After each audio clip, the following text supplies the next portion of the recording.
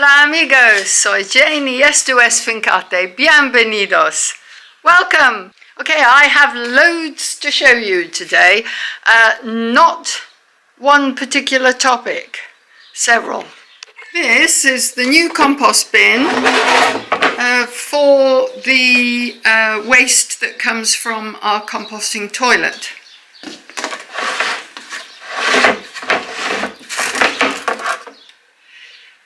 There are, you can't maybe see, there are holes in the bottom. Now, you don't need a thing like this for your human waste if you're composting it yourself. But we have several challenges here that require a little bit of a different solution. As in, we let our chickens free range and we don't want them getting into the compost.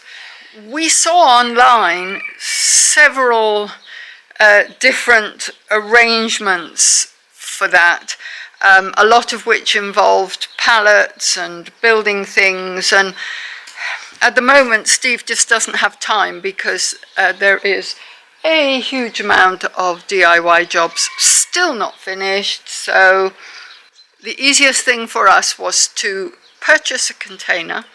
Now we cut the lid or part of the lid out of the container and we've put a mesh on because we do want the air to circulate, and the holes in the bottom are for drainage and because it's going to be on the ground, access to beasties and little bugs and things which help break down the compost.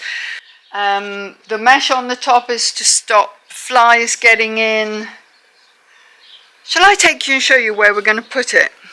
Now, up behind the house, and I say up because it's a bit of a climb to get up there, we have a structure, or the remains of a structure.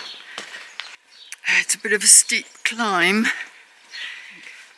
A little bit of housekeeping is needing doing up here. Okay, now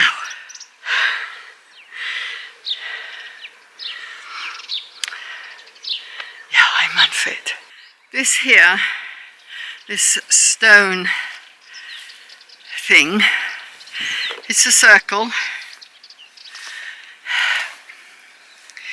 and there's all sorts of stuff grown up in the middle which we have to clear.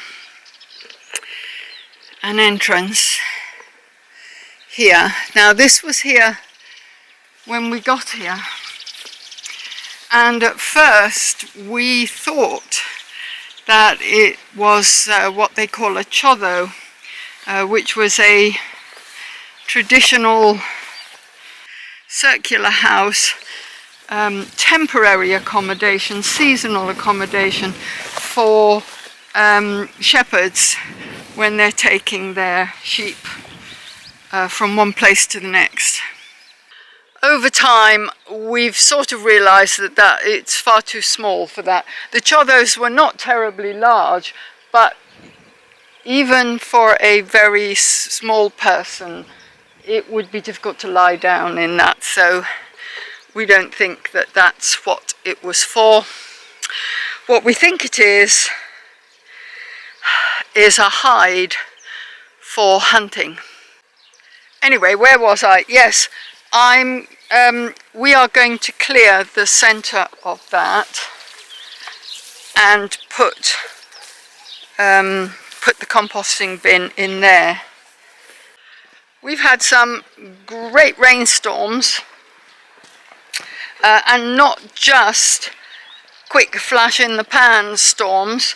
We've had a couple of days of on and off steady rain, nice, good, what I call gardener's rain, the kind of stuff that doesn't destroy your plants, it just nicely soaks into the ground.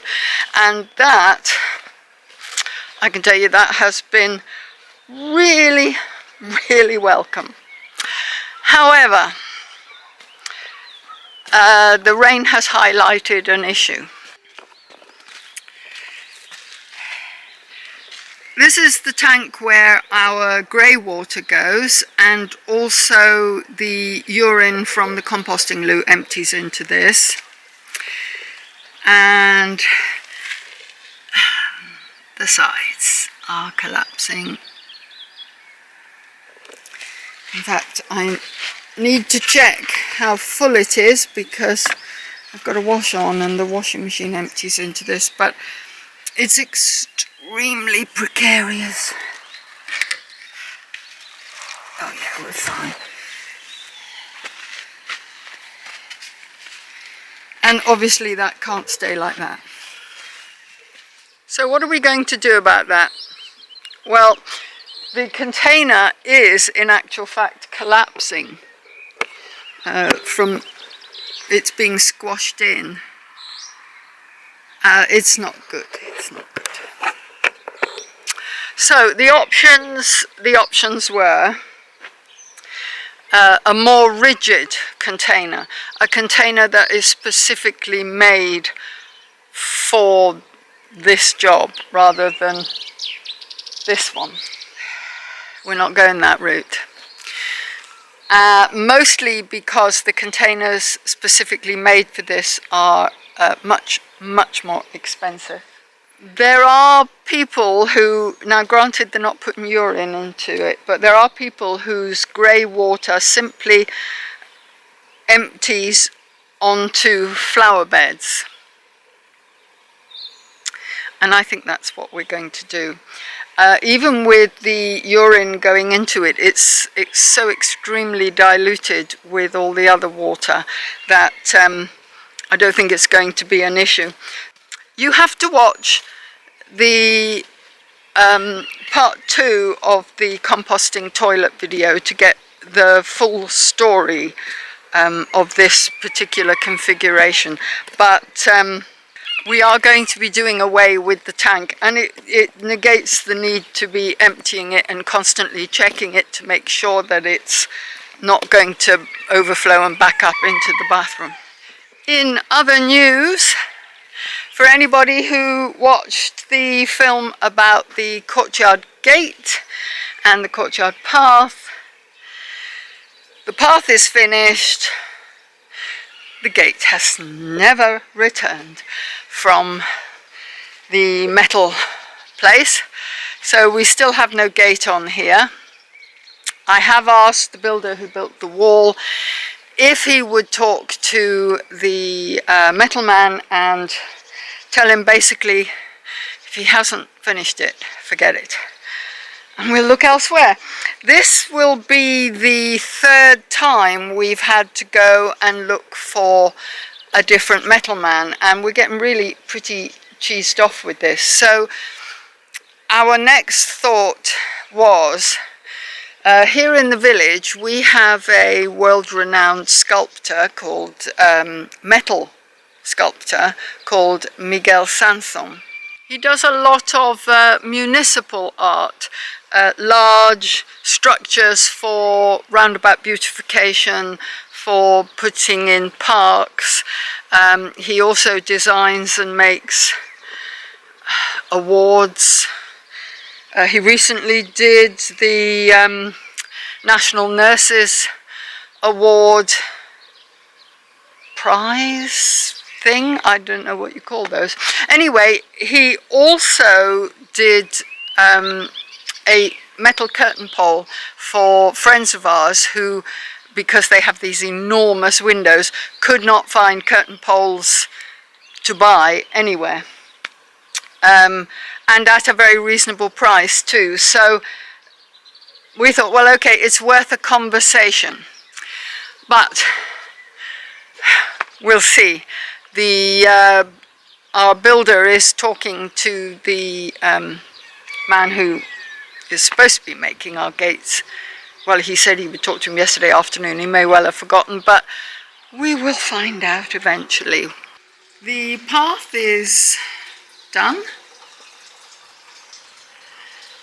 and our water feature is in place. That's the back of the water feature. It looks its best from here.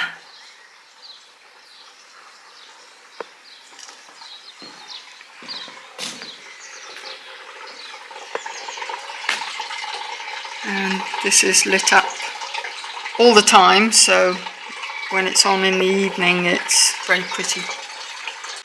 The veranda was nice and clear for a very short while, but it's once again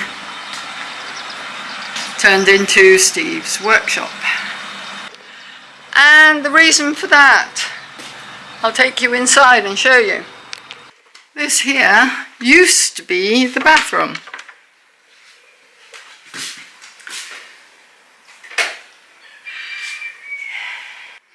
I've been able to bring the freezer in from outside.